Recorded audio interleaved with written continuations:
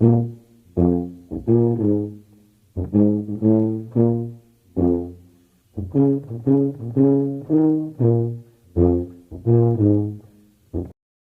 Start करने के लिए हमें एक पॉट में राइस फ्लावर निकालना है। जितना आपको बनाना हो उसके हिसाब से ही निकालना। उसमें पानी डाल के जैसे रेगुलर डो नीड करते हैं वैसे हमको नीड कर लेना है।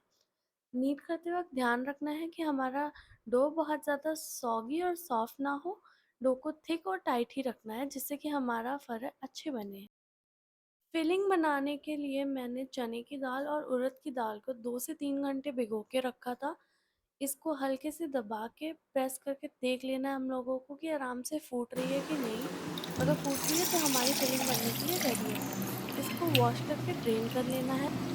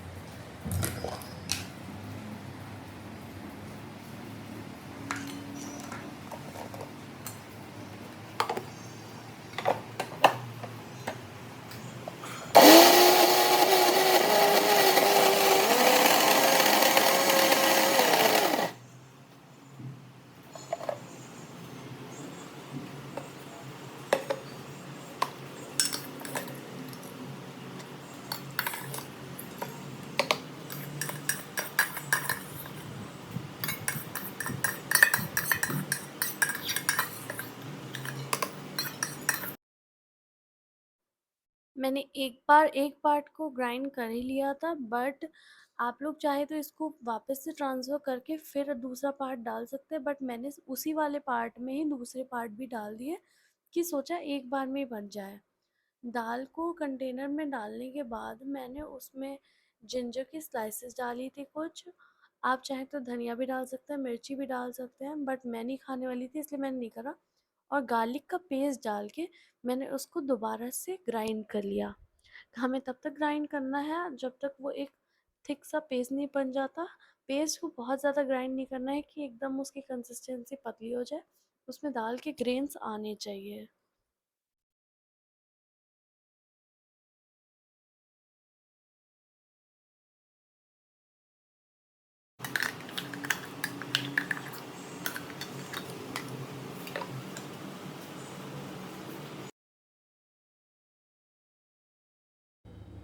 बनाने के बाद अपने हिसाब से आपको मसाले डाल लेने हैं। मैं तो अपने मन से डाल रही हूँ, मैं सारे मसाले डाल रही हूँ, बट मैं रिकमेंड करूँगी अगर आप व्रत वाला बना रहे हैं तो बिल्कुल इसमें मसाले डालें। नमक, मिर्च, हींग वगैरह डाल सकते हैं।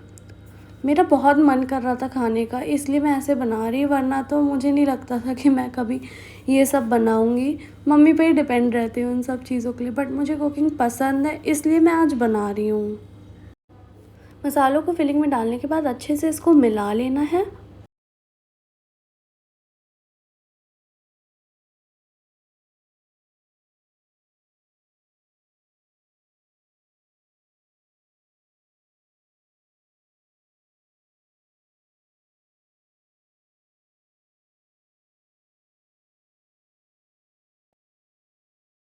जैसे हम लोग मोमोज बनाते हैं ना वैसे ही मतलब डो की हम लोग को छोटी छोटी लोई बना के उसकी छोटी सी रोटी बना के उसके अंदर फिलिंग स्टफ करनी है और उसको हल्के हाथों से हाफ क्लोज कर देना है। इतना ही क्लोज करना है कि उसमें हमारी फिलिंग दिखे ऊपर से। दो फरे मैंने बनाए थे कि मुझे रियलाइज़ हुआ कि जो मेरी फिलिंग थी ना उसमें मैंने पानी यूज़ करा था और पानी नहीं यूज़ करना था, जिसके कारण मैं जब अगर उसको बॉईल करूँगी या स्टीम करूँगी तो फिलिंग बाहर आ जाएगी और इसकी वजह से फरे अच्छे से बंद भी नहीं हो रहे थे। तो फिर क्या था, मैंने मम्मी को कॉल करी, मैंने मम्मी को बोला कि मम्मा मैं फरे बना रही थी, ऐसा ऐसा हो गया। तो मम्मी ने मुझे बताया कि उसमें तुमने पानी ज़्यादा डाल दिया होगा। मैंने बोला यस मम्मी, पानी थोड़ा ज़्यादा डाला था, इसी वजह से हुआ। तो मम्मी ने बोला चलो कोई नहीं, तुम एक पैन चढ़ाओ और धीमी आंच पे तुम फिलिंग को हल्का हल्का पका लो उस पे। ध्यान रहे कि फ्लेम जो होनी चाहिए वो सिम पे होनी चाहिए, बिकॉज वरना वो दाल हमारे पैन से चिपकेगी, चाहे कितना भी नॉन स्टिक पैन हो। हल्का हल्का उसको स्टर करते रहना है और दाल को बिल्कुल भी पैन से चिपकने नहीं देना है।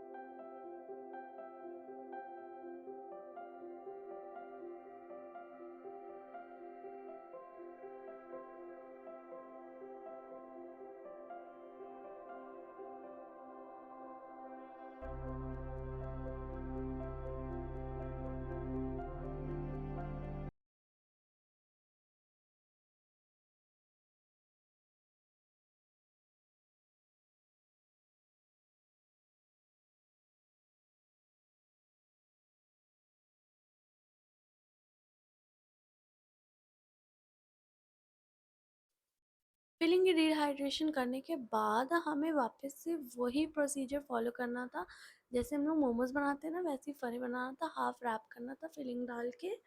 इस बार मैंने ट्राई करा कि फरों का शेप अच्छा आए, बट क्योंकि मैं फर्स्ट टाइमर थी ना, तो बहुत ज़्यादा रिफाइंड शेप नहीं आया। और मैं लिटरली ये फर्स्ट टाइम बना रही थी खुद से, वरना मैंने मम्मी के साथ भी इसको नहीं बनवाया था कभी। हाँ, उनसे पूछ पूछ के जैसा भी बना पाई, यही है वो। अब आप लोग बोलेंगे कि ओकेजन क्या था ये सब बनाने का, इतनी मेहनत करने का। मैं ऐसे ही घर पे बोर हो रही थी और मेरा लिटरल में फरे खाने का मन कर रहा था। अब हर बार ही जब मन करेगा फरे खाने का, तो मैं या तो मम्मी को बोलूँगी या करवा चौथ का वेट करूँगी। बट मुझसे दोनों नहीं हो रहा था और मेरा कुकिंग का मन भी कर रहा था। एनीवेज, मैं तो भूल ही गई बताना कि जब तक मैं ये बना रही थी तब तक मैंने एक कढ़ाई में पानी चढ़ा के रख दिया था गैस पे, जिससे कि वो थोड़ा गर्म हो जाए। आप फ़रों को स्टीम भी कर सकते हैं, बट मैं क्योंकि जल्दबाजी में कर रही थी और फर्स्ट टाइम कर रही थी, तो मैंने चूज़ करा कि मैं उनको बॉईल कर देती हूँ। तो बॉईल करने के लिए हमने एक एक करके डाल दिया और ये बॉईल करके मैंने निकाल लिए थे। अब हम लोग दूसरा बैच भी धीरे धीरे करके डालेंगे उसमें, जिससे कि आपको दिखा सकूँ।